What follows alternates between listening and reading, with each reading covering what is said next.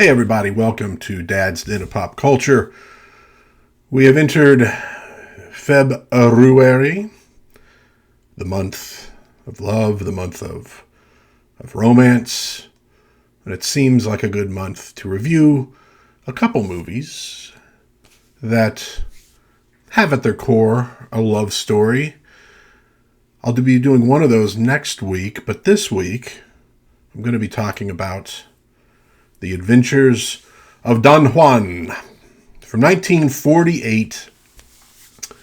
This is, it's an Errol Flynn film, but it's not necessarily one of his best known or best regarded films. But I have to say it's actually one of my favorite films that he did. And not just because of him. I like the whole thing. It's a film with a little light comedy, with obviously romance. It's about Don Juan, after all. There's intrigue, there is action, there's drama. And there's a couple other interesting aspects to it that we'll kind of talk about here while I go over this film. So obviously it stars Errol Flynn in the lead role. The lead actress, Viveca Lindfors. She's a Swedish actress who seems like she worked primarily in the United States, and she was active making films all the way to like 1995. So a good long career, and I really like her in this film. Also starring Robert Douglas, Alan Hale. Alan Hale, of course, did many films with Errol Flynn, playing his sidekick. He was Little John in The Adventures of Robin Hood, for example. Romney Brent, who plays the King of Spain, and Rutherford has a nice role in it.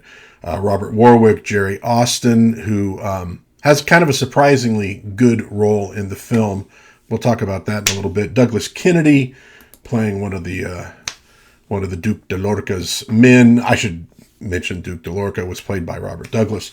Gene Shepard, Mary Stewart, Helen Westcott, Fortunio Bonanova, Aubrey Mather, Una O'Connor. You'll know Una O'Connor. She was, there's only one Una O'Connor. She was in The Invisible Man. She was in The Adventures of Robin Hood, playing Maid Marian's, nanny, lady-in-waiting, servant. Also, Raymond Burr in a role that may surprise you, because it's really not a very good role for him.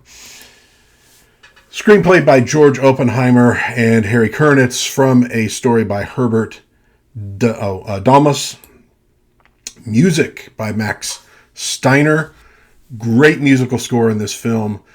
You can actually hear this music used later in the infamous Zorro the Gay Blade from the 80s. Also in The Goonies, where it was played over footage from Captain Blood. So not actually the music from Captain Blood, but from a different Errol Flynn movie. Awesome score. Really well done. Highly suggest it. Directed by Vincent Sherman.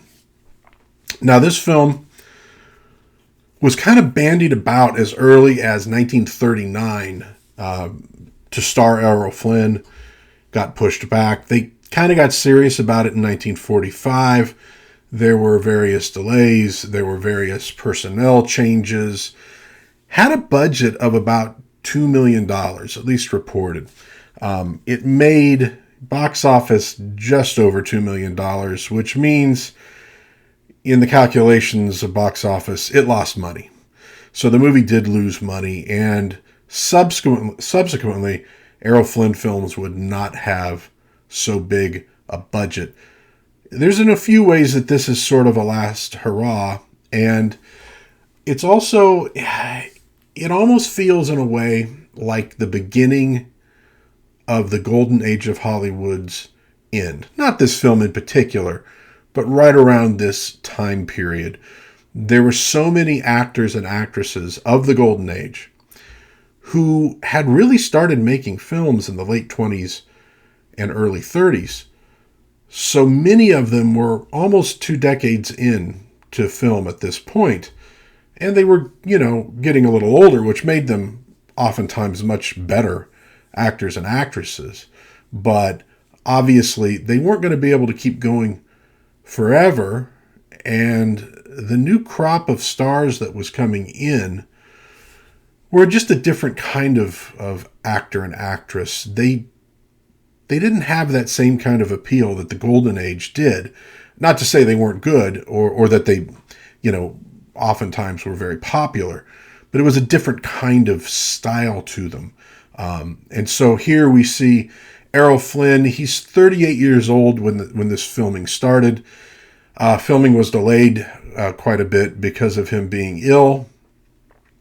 And, so you don't say, well, look, the guy's like, he's completely spent at this point, but he did have a pretty wild life, did Errol Flynn. And the years were definitely catching up to him a little bit here. And I think it colors his performance in some interesting ways. He would go on to, star in films for about another decade. And that was going to be essentially it. So it's not the end of the Golden Age, but it feels like maybe the beginning of the end. So let's get into the film. I'm going to go over the early part of the film, and then I'll put up the spoilers sign so I can go through the rest of it, because obviously I present these films that are not as well known to get people to hopefully go out and find them and watch them and enjoy them. And I don't want to ruin the whole thing for you, but we'll start off without the spoilers because we're just going to get to sort of the setup. So the film opens actually with a bunch of still images and a voiceover that's talking about this time period. We're talking late Elizabethan England. We're talking sort of, the Renaissance, and man is embracing science and he's gaining knowledge, and his knowledge is climbing upwards and upwards and upwards. And then it fades to Don Juan, who's also climbing upwards and upwards and upwards. In this case, a trellis to a balcony. So, you get a very, you could say, sort of archetypal scene from romance, climbing the balcony. Maybe you could also call it stereotyped, but there's kind of a point to it in this film. So it works. When he gets to the top, he meets this young, beautiful woman, and they kiss, and he's romancing her and telling her how gorgeous she is and all the, yada, yada, yada. And then her husband shows up. Now, he was unaware that she had a husband. So it does take some of the onus off of Don Juan. He's not, he's not kind of a real player here, but a little bit. And apparently an early writer on Don Juan wanted the film to be focused on how this poor guy is being kind of used and abused by women. And that wasn't really the direction that Errol Flynn wanted. He wanted it more of a swashbuckling, romantic action kind of film. But some elements of that are definitely left in this film. Don Juan, whatever he was in real life, this Don Juan is not like, this creepy guy who's just, dallying with women completely, haphazardly. Oh, maybe a little bit. So the husband comes in, and there is a brief fight. And really, it's not much of a fight because this guy, he's older. He's been out hunting for grouse, I believe. And he's much more interested in the grouse than in his wife, honestly. So she's very lonely. And hence her, seducing Don Juan. And Don Juan sort of, knocks his blade out of his hand very easily and is saying, look, I don't want to fight with you.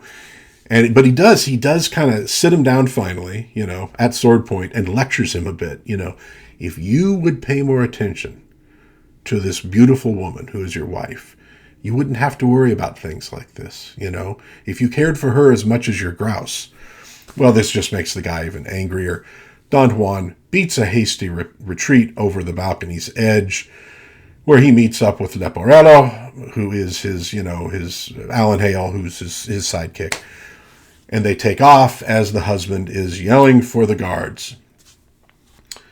So off they go from, this castle of this nobleman. This is recycled footage from the Adventures of Robin Hood. In fact, you can tell when they're riding across this little river, you could very clearly see the bows and arrows that these two characters do not have. You got to save a little money somewhere. And they're probably glad they did, given the fact that the movie ultimately lost money. So off they go, racing along, and they suddenly reach this impasse, this group of soldiers, English soldiers. They are, in fact, in England. Who tell them that you must clear the road because the Duke is going to arrive and we are his escort. Well, of course, this nobleman's guards are hot on their heels. And so they sort of play act a little bit, that kind of pretending, that Flynn is the Duke, but he didn't want this kind of pomp and circumstance, and his valet is, well, I'm sorry, but my lord, shouldn't we? Okay, so basically they insinuate themselves into this, group of English soldiers, posing as this Duke, whoever he might be. Hey, got to get away from the danger, and we'll figure out what to do next. We next see them in London. Here they're recycling footage from Elizabeth and Essex. So, hey, they recycled footage, but they were from Errol Flynn movies, at least. But, just so the city scenes, and there's the banners and the heraldry and the pomp and the circumstance and crowds cheering, and they're riding along, smiling and waving, but sort of talking to each other like going, ooh, what have we gotten ourselves into? We didn't think we were going to be heading into something like this. Well, it turns out the Duke was there to marry an English woman, and this was going to sort of help cement an alliance between England and Spain to avoid war.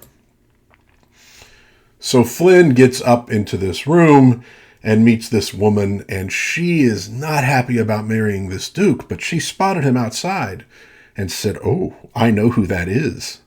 She knows it's Don Juan. Now she's very excited. He comes up, and they're bantering back and forth a little bit. He doesn't remember her.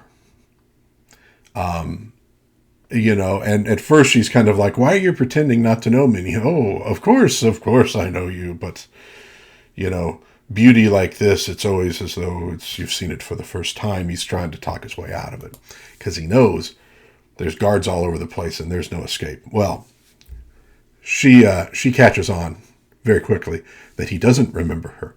And you think, now he's in trouble. But in fact, she goes in and she gives him this wallop of a kiss, saying, well, you'll never forget me, now again. Maybe he's gotten away with it. No, pounding on the door. There's her father. There's the actual Duke. The jig is up. He's in trouble. And we next see him and Leporello in prison. And he doesn't know what's going to happen to him. And here's where I think Errol Flynn's age maybe helps color his performance, because I think he really does give a good performance in this film. He can't believe that he couldn't remember that woman. She's beautiful, and it was only a few months ago. And of course, Leporello is like, I don't want to be hung. I don't want to have my head chopped off. I don't really care. But he's like, no, can you believe this? So you're seeing Don Juan at a point in his life where he's getting older. And maybe he's not even 100% satisfied with this life that he's been leading. And he's feeling his age. And I think that Errol Flynn, who at a minimum was sick during some of this filming, was probably feeling his age as well.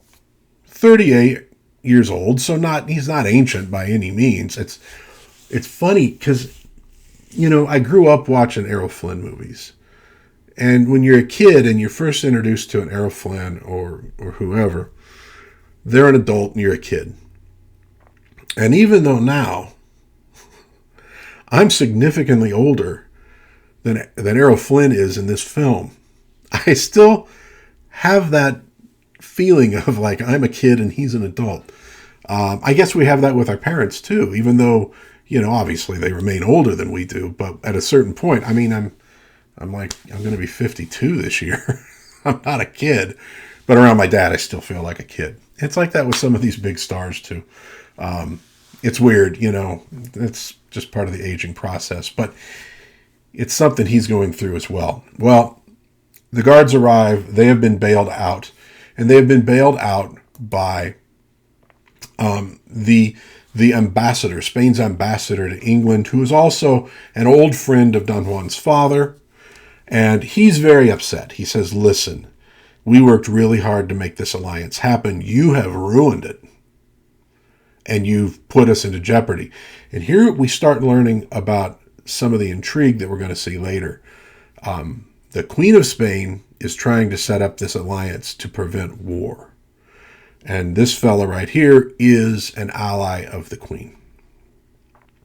And so Don Juan has been called back to Spain to answer for what he's done. He figures he's probably going to end up in prison or something. But he says, be a friend to the Queen. And so he writes him a special letter, kind of, asking the Queen to be merciful.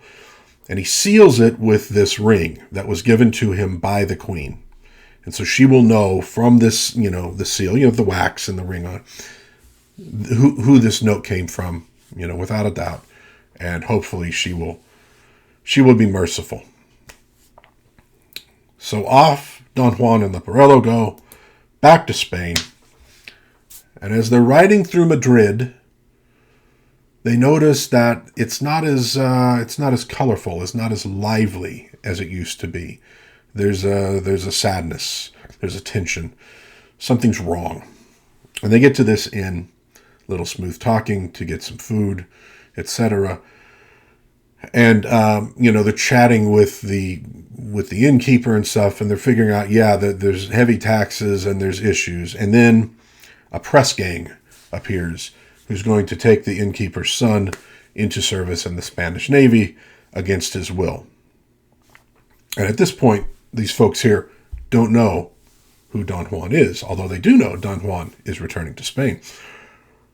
Well, he obviously sticks up for the kid. We get a nice little fight of one against many. And here, obviously, again, important for the film, we're showing Don Juan's skill at swordsmanship. His little fight with the middle-aged grouse hunter really, shows that he's obviously good, but not how good he is. Here, he defeats all these men, sends them packing. So he's almost immediately made an enemy in Madrid, but he's made himself popular with the people, who now discover that he is Don Juan. And the innkeeper's wife, who wanted to keep her daughter under wraps because, the infamous Don Juan is coming. She now serve Don Juan. She's kind of pushing her daughter towards Don Juan. So everybody's, loving this guy, and he wants to hear more about what's going on. And he discovers from them, we got a king who's weak. We got a queen who is fighting for Spain. And we have the Duke de Lorca, who is not the good guy here. Okay, fade from this scene. And we go now to the royal palace. And we see the king on this fake horse. He's having his portrait done. We also get to meet Don Sebastian, who I guess at the time would have been called like the court. Well, he's almost like the court jester. I think they used the term court dwarf once upon a time. He's played by Jerry Austin. This is a key character in this movie and is not played maybe a tiny bit for laughs. He's sort of the court jester, but it's a great role for Jerry Austin. And he's not, excuse the unintentional pun, he's not belittled here. He's not treated as bad comedy relief by any means. Good character and an important character for the film. So they're doing the portrait and such, and the Duke de Lorca and his main henchman, Don Rodrigo, appear.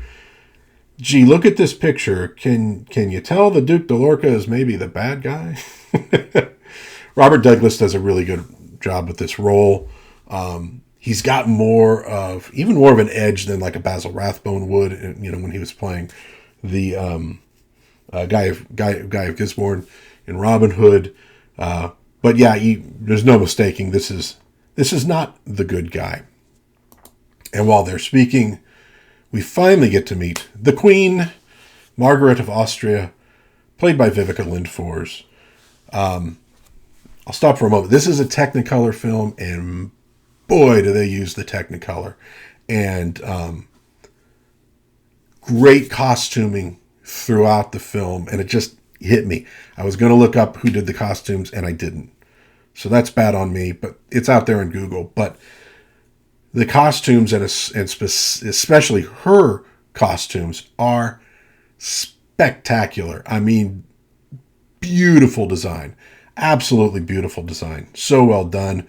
I didn't read that it won any Academy Awards. It probably should have won an Academy Award for the design. Set design is also absolutely fantastic in this film. Great job by those folks. So we meet the Queen.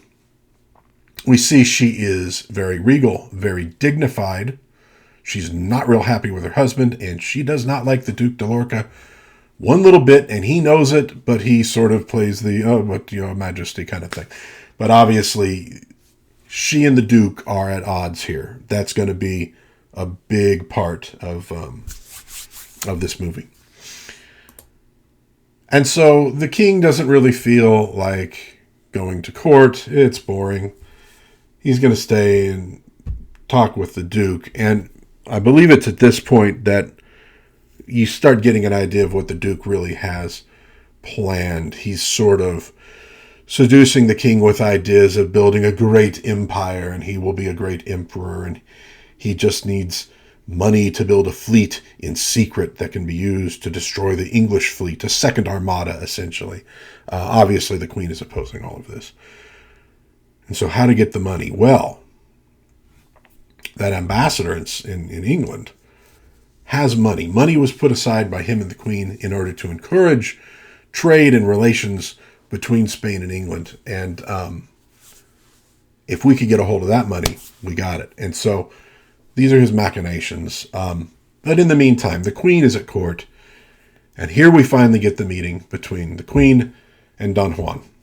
And he's as charming as you would expect. And the Queen ain't having it. She is, well, royally pissed, in fact. He has screwed up this alliance that they were trying to build, that they worked very hard at.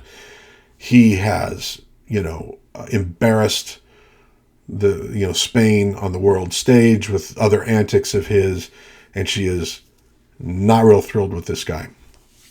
Well, now the king and the Duke finally show up, and obviously Don Juan has dealt with the Duke's press gangs, so he already doesn't like the Duke. And this comes out as they're talking. And he, shows that he doesn't care for the Duke one little bit. And you see it. And I think in this image you can kind of see where the Queen is like, maybe this Don Juan guy ain't so bad. She kind of likes him here. The king, of course, is just pointless throughout everything. But you start to see maybe the beginning of a friendship here. Or at least of an alliance. And she has the letter from her friend, the ambassador, and so she decides that she will make him an instructor at the Royal Academy, an instructor in swordsmanship. This is something you can do. Great, he's going to do it. Now, he's obviously is already immediately smitten by the Queen. She's very beautiful, but, like I said, she has that dignity. She's got the fire in the eyes, Lindfors does a really fantastic job in this role, and you need to watch the face because it's not unbelievably subtle acting, but it's so much of just the complexion of her face as she changes, how her eye. She does a really fantastic job acting in this film. I think better than most actresses do in these kind of roles. She really makes it her own. It feels like a co-starring proposition between her and Flynn, even though Flynn obviously has more screen time. He's the dashing hero, but she's no damsel in distress, in the traditional sense in this film. So he goes off to teach these kids at the Royal Academy. Meantime, the ambassador has arrived. His coach has been attacked on the frontier by the Duke de Lorca's men, and he has been taken captive. I think here we'll put up the spoiler sign as I go through the rest of this. I think up till now, you've primarily gotten the setup. You understand who the characters are, where the conflicts are. Now we're going to get into the meatier stuff. So, the Duke de Lorca has this man in his in his clutches, and he demands to know where the money is. And no, I'm not going to give you the money, because he knows exactly what that money is going to be used for. And so he is imprisoned. He is going to be tortured. And at this point, the king, the queen, Don Juan, none of them know this. Although they do know that he is delayed. He's supposed to be in Madrid by now, but there must be something wrong. I mean, look, this is Elizabethan times. Travel is not always, perfect in this day and age. So the queen and king go to the Royal Academy and to visit and see the young cadets, and they do the sword thing, and she's very impressed, and she gets a tour of the academy from Don Juan. And here's where you start getting a little bit more of the spark between the two characters. Now, he's clearly in love. I don't think she is quite at that point, but in their talking, you see that she's kind of getting the inkling that this man is interested in me. And she's a little startled by that, but she's also a little intrigued, I think. Next, we have Don Juan. He's invited to speak to the Duke de Lorca, who basically is like, this guy could be trouble. We need to sort of get him on our side or get rid of him. He offers him a commission in the army and this, that, and the other, and blah, blah, blah, blah, blah. And Don Juan basically tells him to pound sand, gets a little slash from his blade for his troubles that cuts his jacket. And so at this point, these two are definitely at odds. De Lorca knows he is a friend of the queen and an enemy of his, and knows to watch for him. He goes and visits the queen, where they discuss what has just happened. She's still very happy with what he's done, and happy that she has an ally. And then Don Juan does what Don Juan does, and sort of admits he's in love with her. And we know she's obviously intrigued by this. And look, she's married to this absolute waste of space of a husband.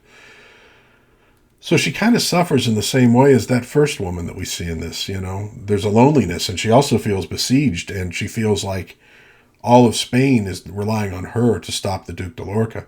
And here's this man, and he's handsome and dashing and charming. And obviously she's interested, but her dignity, her work as the queen, that's got to take precedence. And so, again, wonderful acting. And look at the costumes. Freaking amazing. And she's sort of taken aback, and then she kind of turns on him. And, how dare you? You can't say things like this. You can't mean this. And so he walks away crestfallen. And she's angry, but at the same time, she's probably as angry at herself for kind of feeling the same way as for him of bringing this out in the open. So we go back to the Royal Academy, and he's obviously, his mind is somewhere else. And Don Sebastian is there. And after they're done with the training, the Donna Elena kind of throws herself at him, and, she accidentally forgets her, I think, gloves or something. And he tries to return it to her. She goes, well, you can return it to me at my home.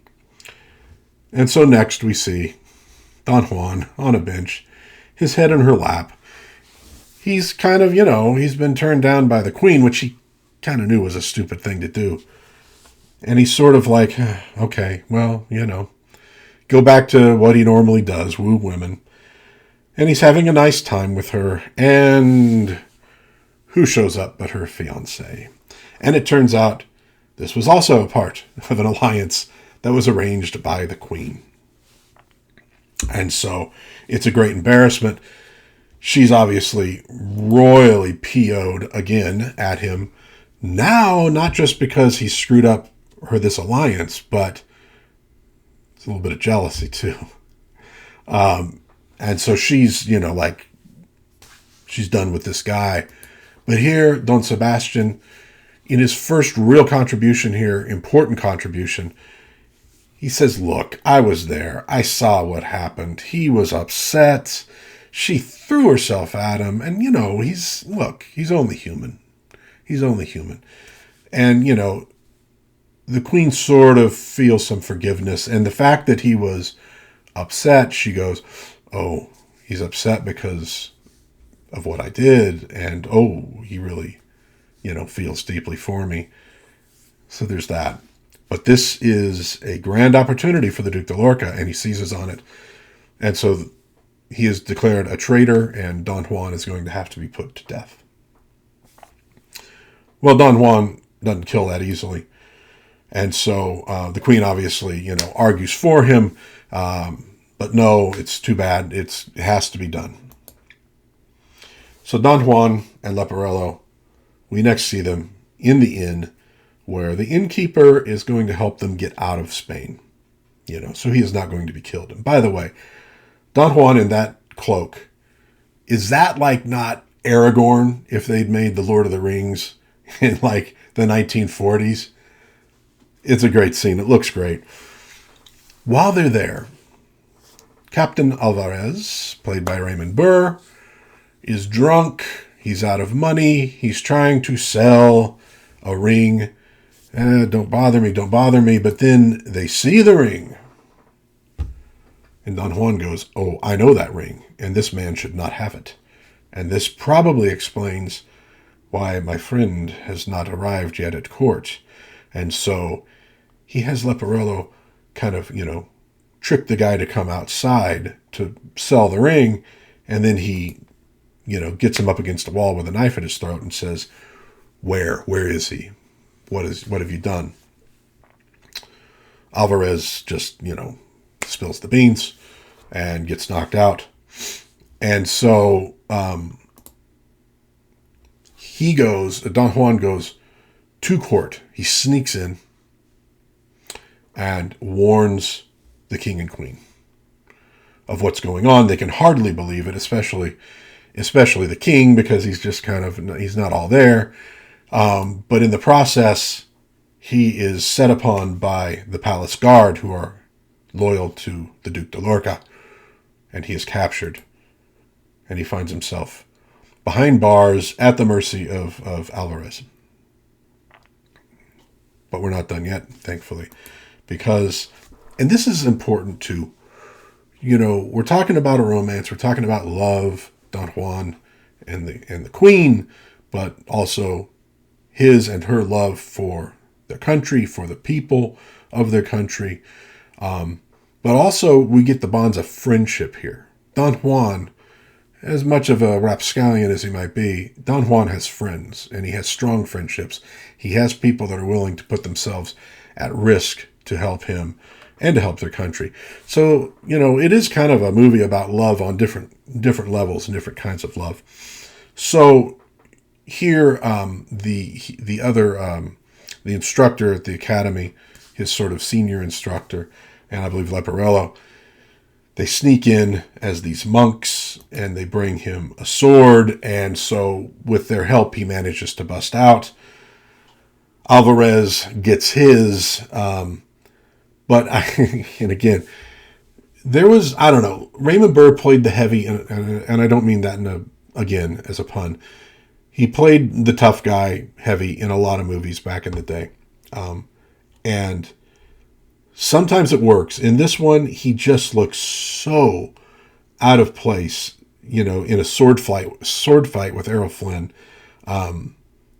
It's kind of goofy almost, but he is playing such a bastard that you don't mind it so much when he gets, So they escape.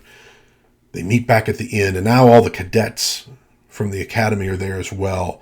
And we're going to have to storm the castle and, do something about this Duke before he gets us all into war. I mean, after all, these cadets are going to be drawn into this armada where they may die, all for the imperial ambitions of de Lorca. But how do we get in? And here, once again, we have Don Sebastian, who knows a way into the palace. He's escaped. He's told them the queen is in danger. De Lorca, he's He's going for it all here. You got to get in. You got to save her. I'll show you how to get in. So once again, Sebastian, the critical moment, is here to save the day. Great role for Jerry Austin. And again, there's a little bit of comedy when they're having the big sword fights. He's, stabs a guy in the butt with his little dagger. It's fine. It's pretty mild. I would say that you get probably as much comedy relief from, Gabby Hayes in an old Roy Rogers movie. It probably actually less than you would get from Gabby Hayes. But he plays such a critical role, and it's sort of to the point that he's this little guy. He's the court jester. The Duke de Lorca, he's not even on the Duke de Lorca's radar, really, other than the fact that he's obnoxious and says insulting things. You'd like to get him for that, but he doesn't see that this guy is like the loose end that's going to destroy all of his schemes, potentially.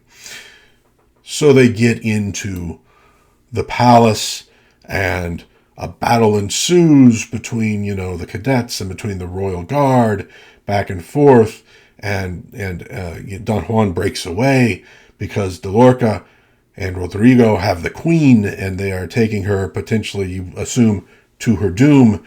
You can see her in one place. She's praying in chapel. She's got, again, another pretty magnificent gown, the white. She's got her Bible. And so they stopped them on this absolutely grand staircase. It's like this double stair. They kind of wind. Absolutely great set design. And this is where, well, we'll call it the penultimate battle takes place of the film. Don Juan makes this heroic leap, except it really wasn't him because it's getting a little old for that kind of thing now. It was Jock Mahoney actually did the stunt, but he jumps down, and at first he must face Rodrigo and makes quick work of him, and so it ultimately comes down to Don Juan versus the Duke de Lorca, the two great swordsmen of Spain. Back and forth. It's a great fight, great sword fight. One of the great sword fights you get from classic Golden Age Hollywood. In the clutch, these two know it's do or die. De Lorca, in the clinch, pulls a knife, but Don Juan manages to get out of it, and as he does, Rodrigo, who's just about to die, throws his knife at Don Juan, misses. Don Juan picks it up, and now he's got the sword and the knife as well. And they go at it, and ultimately he knocks de Lorca down these stairs and then does this tremendous leap off the stairs and lands on him and puts the dagger in his brisket, and the Duke is defeated. And yay, the good guys win. But I called this the penultimate battle because it really is the penultimate battle.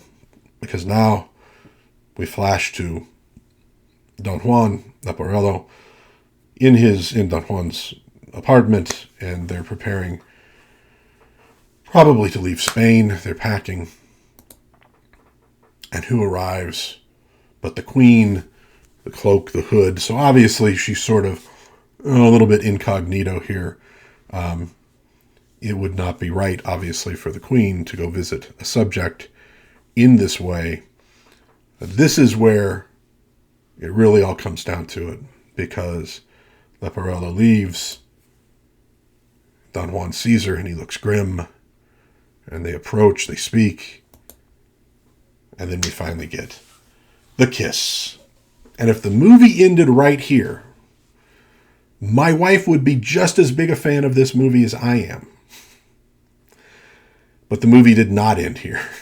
And it's why my wife does not like the movie, because she likes the romantic ending with the two being together. And this is why I call this the final battle, because she is ready to give up the throne for Don Juan. She loves him. He loves her. But he says, I can't do that. I can't let you do that. Spain needs you. Without you, the king is going to rule poorly, and people are going to suffer. And he knows that would weigh on her conscience. This isn't like a guy saying, "No, you're all wrong." He truly loves her, loves who she is, loves what she stands for. He knows that in this moment, yes, the kiss, the romance, I'll run away with you. This is the sort of life he's lived his entire life, right? Is just, love him and move on. No, he loves her too much to let her make a mistake like that on him. It's a sad ending in that regard, but you do get a sense that this is a very true and a very deep love. And so she realizes he's right and that this cannot happen. And it's, again, beautiful acting by both of them. And I think Lindfors was just a really good actress. I think for Errol Flynn, you have the added aspect of, man, he's getting older at this point, and he's feeling that age. And I think it added to sort of the seriousness and the melancholy that you get from him in this film, where usually it's a little more, dashing, fight. I get the girl. This one's a little bit less in that vein.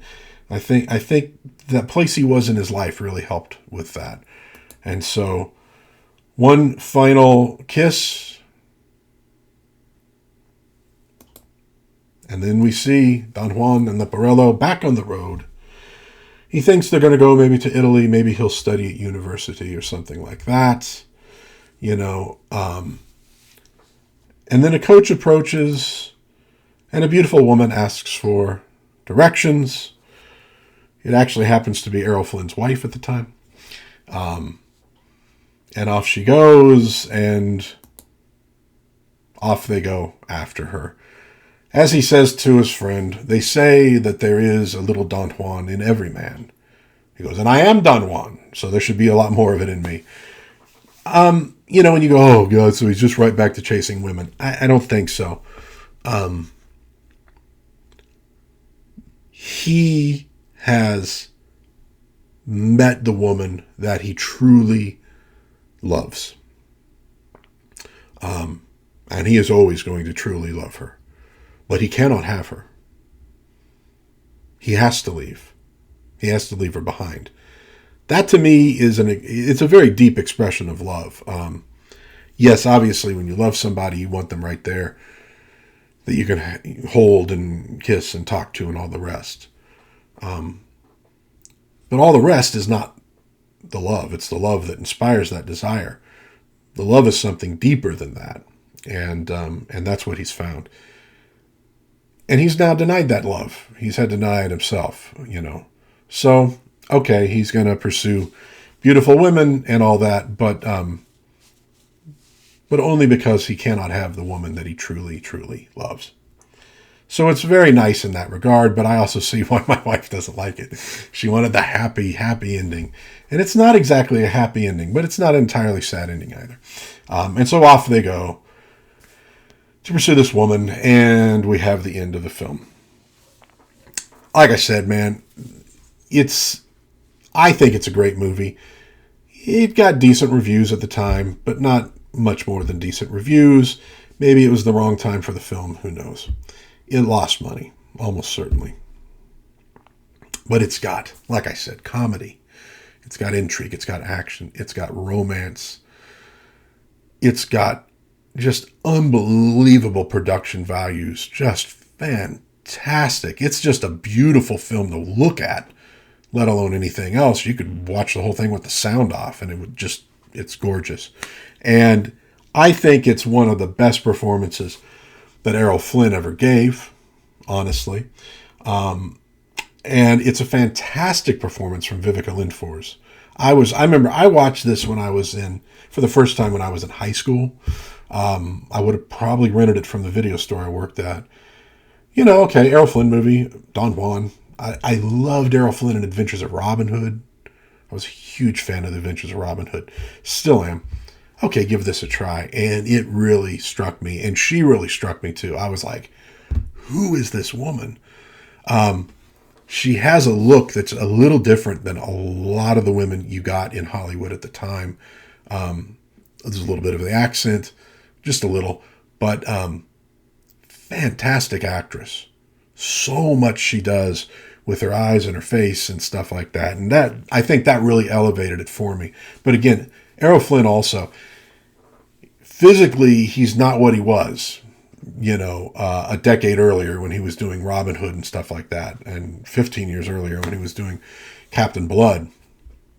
But he's definitely got a little something more in terms of acting chops. Really good. Alan Hale, unfortunately, would pass away about a year or so after this film was released. If you don't know, his son, Alan Hale Jr., the skipper, Gilligan's Island, but made many movies with Errol Flynn. They were friends, although I know that it was sometimes a little rocky because of Errol Flynn's somewhat wild behavior, interfering with getting the job done once in a while. But it's sad, and it really kind of is one of those things that's closing a chapter here on this time period in Hollywood. Now Hollywood's going to go back to the giant period pictures with gorgeous Technicolor in the 50s, because television is right around the corner, and it's going to give Hollywood a real run for its money, just the way later videotapes would, and cable would threaten television, normal TV, and then streaming is now threatening cable and normal. Anyways, it's always a new thing that's causing problems. But so they would go back to those kind of films at a later date, but maybe they were starting to maybe fall a little out of favor. Maybe it was a little too expensive. Errol Flynn's getting a little older. Alan Hale is gone. Like I said, kind of the beginning of the end of the golden age of Hollywood. It's going to coast through the 50s with some great movies, but maybe not as great as they had been. And then once you get into the 60s, we're heading for the big shakeup when the baby boomers start to take over and make some good cinema, but not the same kind of fun cinema. These are the kind of movies that George Lucas, that Steven Spielberg kind of wanted to resurrect with Indiana Jones, a little bit with Star Wars. I think it's a fantastic film. I highly recommend it for folks out there. It's got some deeper meaning to it. It's got some poignancy to it. Beautifully acted, beautifully designed, great movie. That will do it for Dad's Den of Pop Culture today. High recommendation for The Adventures of Don Juan, 1948, Errol Flynn, Viveca, Lindfors. Go find it, go check it out. It's out there. You got to maybe search around a little bit, but you'll find it. Maybe a good movie to watch, with Valentine's Day on the way to, hey, get a few tips from old Don Juan on how to, get a date.